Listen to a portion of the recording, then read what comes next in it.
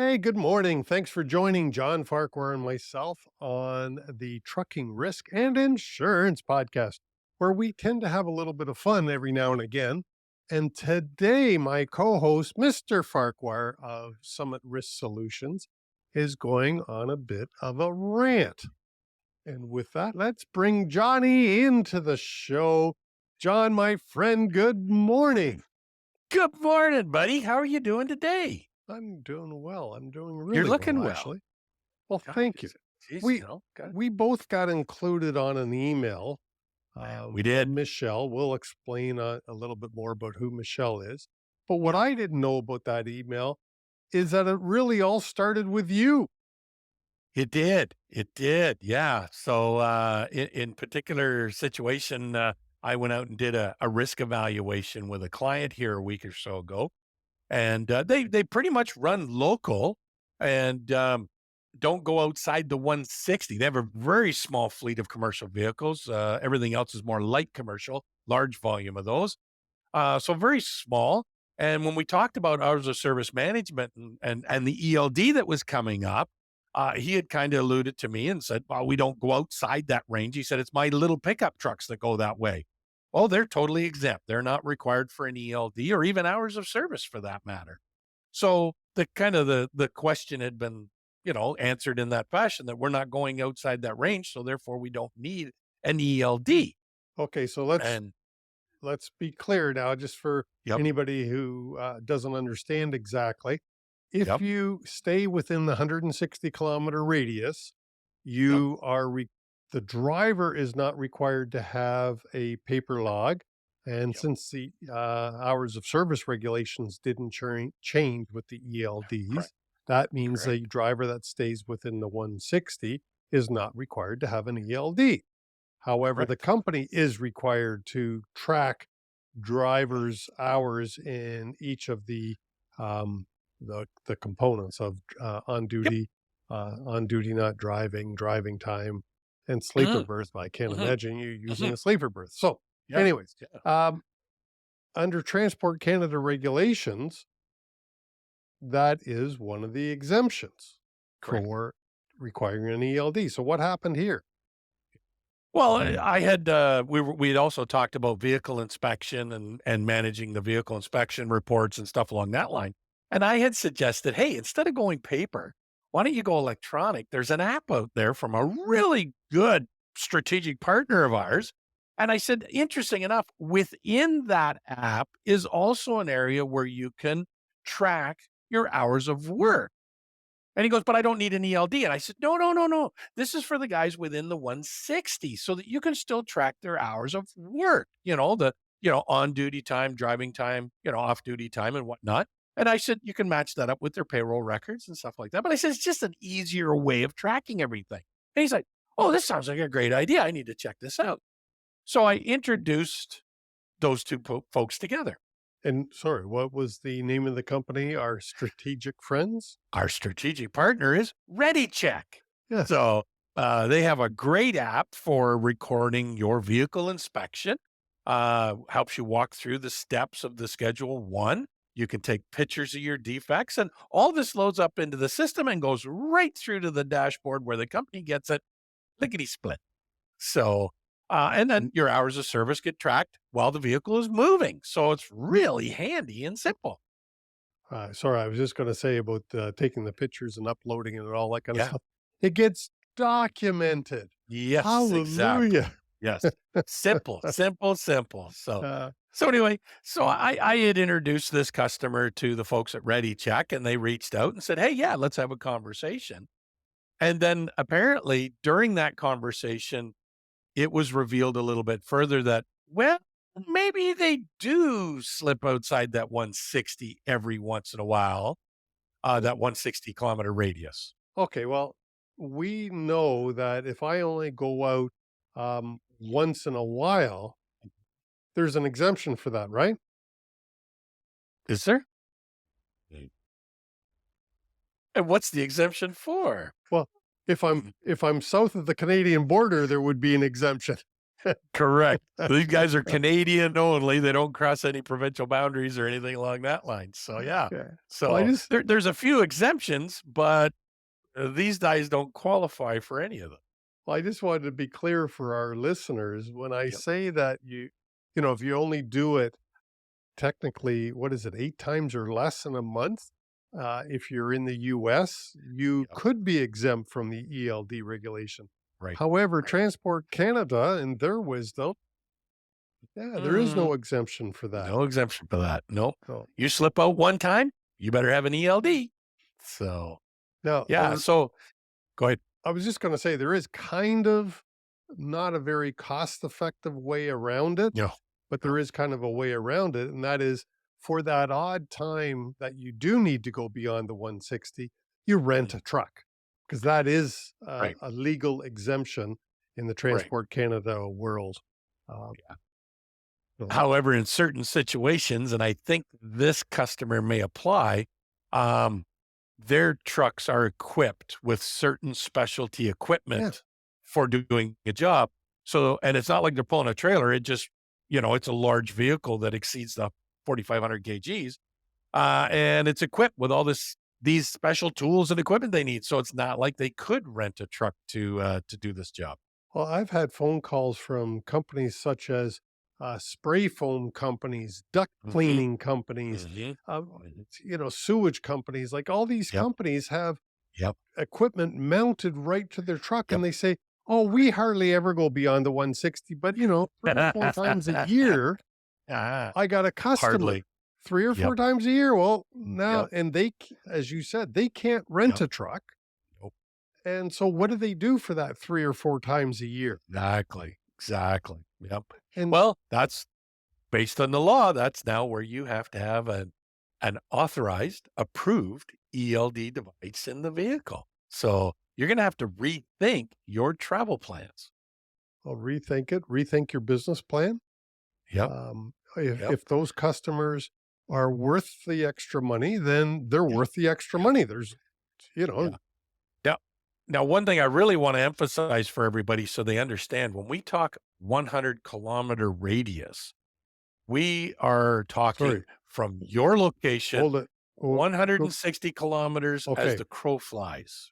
because I heard you say 100-kilometer radius there. Or It's one. sorry, 160-kilometer radius. Yeah, So 160 kilometers as the crow flies, not as how you drive to get there. So when you're planning your routing and whatnot, best thing to do is get the map out and kind of look at it and go, here's our point of reference. This is our terminal, and draw 160 in a big circle all the way around. And that'll say we can travel within that area without requiring an ELD. and on the internet, if you Google it, Yeah. 160-kilometer radius, there are programs out there that you Yep. can load onto your computerized map and Yep. draw that circle for you. Yep. You put the Yep. address in, you put the kilometer radius in, and Yep. it draws the circle. So Yep. it's pretty cool, exactly Yeah. like you're saying, as the crow Yep. flies, Yep. and it works. Yep. Exactly. Exactly. So that'll help you. So the crux of this situation is the customer that I was speaking with, and now that Ready Check has spoke with, is been under the impression that they don't need an ELD for the odd time that they go out. So obviously somebody has misinformed them as to what's going on. And this is where it's unfortunate because, well, we're getting misinformation out there. And hence why we're talking about this today is you need to do your due diligence and weed through all the chatter that's going on out there and speak with somebody that knows what they're talking about, and then ask for documented proof, which may be a reference to the Highway Traffic Act, Transport Canada regulations, anything that's going to be able to say, I've received this information, which now tells me what the true letter of the law is. And you're looking at two guys who can provide you with that information.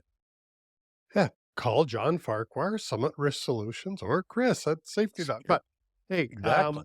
I just pulled up the Ontario list here. So in Ontario, you are exempt from using an ELD if you are driving within the 160, as I think we've covered. Yep. Correct. But it goes on a little bit more. So it says driving within the 160 of where you began your day and returning to the same location where you began. Yes. You're Yeah. also exempt if you're driving a school bus. Well, not many of our customers drive a school bus. No, and I was going to say that not very often do school buses on a regular route go outside the 160. It's more No. based on a field trip or something to that effect. So I mentioned this one about driving a rental truck, but let me read it so that no one is mistaken thinking that, oh, if I just rent a truck, I can not require an ELD. Right. Driving a rented commercial motor vehicle, if the rental agreement is 30 days or less and has Yes. not been extended or renewed. Right. Right. Oh. Which is also, a lot of people call that a rollover rental. Right. You know, the contract just constantly rolls over. You never get rid of the truck. You keep the truck, but it's on a 30-day contract and it just automatically rolls over. That's not allowed. That's not allowed. Simple. And then the last one that applies to trucking is and again, let me read it. It's probably easier. Driving a commercial motor vehicle with the model year before 2000. Before 2000. So it's not a 2000. Nope. It says before 2000. And then the other ones, there are like, if you've got a permit, you might be exempt. And then there are some exemptions, exempt from hours of service requirements as defined in Ontario Regulation 555/06. Well, most trucking companies don't qualify for that exemption either. No, So exactly. it's, Exactly. and the reason for today's podcast for all of you who are listening is because of the amount of confusion that John and I are running into out there. People are quoting U.S. regulations. Another one I've heard, for example, is, well, I'm a livestock carrier. I don't need an ELD. Well, again, that is a U.S. exemption Yes, exactly. and not allowed in Canada. I've just read, basically, there's only 4 exemptions in Canada, and I just read them to you. So, didn't hear anything about livestock. No, there is no livestock exemption. The model year before 2000 is an exemption. The 160 kilometer is an exemption. And what was the last one? Oh, the rental. 30 days or less is an exemption. Like, that's it. So people, if you don't, very limited. What are we? The 21st, John, of November? Yep. So just over 30 days away, the ELD law comes into effect. Sorry, the law is already in effect, but the chances of you getting a ticket start on January the 1st of 23. Yep. And I've heard there are MTO officers and OPP officers just chomping at the bit for January 1 because they're ready to lay fines. They've just had enough. People are abusing the privilege of this soft enforcement, and they said it's time to stop. We're going to start laying fines now. We've educated, and I know some of them have seen repeat drivers and that are still doing it because their companies are allowing it. So let me say there's a couple of things that companies should be checking. So in the show notes down below, I will put the link to the Transport Canada approved devices list. However, when you are checking, don't just go on there to see if your device is listed, because there's a little bit more to it than that. You want to make sure that your device is listed, yes, but the software is the version that has been approved or more recent, of course, and the model number, because there are devices out there or manufacturers out there who make many devices, but because it costs money to get each device approved, not all of them necessarily have been approved. I think there's 55 that have been approved. 55 and 21 manufacturers. Right. Now, I was at as we were talking off camera, I was at the Truckload Carriers event in Mississauga recently, which was kindly, one of the sponsors was Isaac, which of course is a good really, device. Really nice ELD device. Canadian, eh? And they went so far as to say, and we have stock, because I do think that could be a problem right now. Yes. As many Canadian companies have waited to the last minute Yep. and they Yep. start reaching out. Well, um, as of Yep. Thursday, Isaac had inventory that they could Mhm. share. So just a shout to Yep. Isaac. Are you okay, Johnny? I saw that. I am. I am. Lack of oxygen here in my, my little room. All right. So we talked about the 4 exemptions. We said Yep. that the enforcement date for a ticket starts January the 1st of Yep. 23, Yep. and Isaac has inventory. We talked Mhm. about Ready Check, and I'll Mhm. put a link in Mhm. the show notes down below for Yeah. the Good Ready folks. Check thing. Great information. Um, and probably the Highway Traffic Act. I think I can find Yep. that, so you can Yep. go and read the Yep. exemptions as well as Exactly. I'll put another link in the show notes for a couple of other videos I did Yep. on Yep. ELD Yes, exemptions, please. because it just seems to be such a Yeah. misinformation. Yes. Yes. Don't believe every get hard evidence, please, people. Get hard evidence. I know there's a lot of people going, "Oh, well, I talked to this guy and he said this, or I talked to this person, they said that." But I'm like, "Did you get proof of what they were talking about?" Well, no. Get the proof. Get me get them to provide you with the link to the website or a document, a PDF from Transport Canada or the MTO. Get the proof. Don't just rely on hearsay. Well, don't talk to the truck stop lawyers Yes, because exactly. Yes. they'll screw you up. Or your buddy. Yeah. Yeah. But the last thing, or one of, I don't know how we're going to end this, but one of the things I do want to make sure that our listeners and viewers say if they are looking for an ELD device, make sure you explain to the people that you're talking to that you are Canadian. Because Yes. I had one ELD manufacturer send up devices. The salesperson never clued in that the address was here in Canada, and they Uh, didn't send an approved device, even though their no. company had Oh. Canadian approved devices at no difference in Oh, cost. They just didn't understand. So they sent what right. was easy for them. So make Yep. sure you do stipulate, hey, Yeah. you're in Canada, you need a Yep. Canadian approved device. Exactly. Exactly. Thank God that was a Jeez. couple of months ago. This carrier was acting early. Mhm. Unusual, Good. but they were acting Good. early. Yeah. This is in the summertime, Yeah. and Yep. they sent up. They actually hadn't even arrived yet. I shouldn't say, but they were on order and they were the wrong Yep. device. So Well, I've seen a couple of folks where in my evaluation process that are still using an ELD from the US that is not Canadian approved, yep, and they've been being told by their supplier, "Oh, don't worry, we'll be approved by the deadline. We'll be approved by the deadline." Well, I'll tell you what, folks, you got just a little over 30 days. I'd be a little concerned if they haven't got you the devices that are supposed to be approved, and especially if they're not on that Transport Canada website. That would be even more concerning. yep, and understand that it's my understanding that it's $60,000 per device to get Yep. approved, Yep. plus an annual renewal Yes. for because every year the device has to be looked at again to make sure Yep. that any software updates Yep. didn't invalidate it.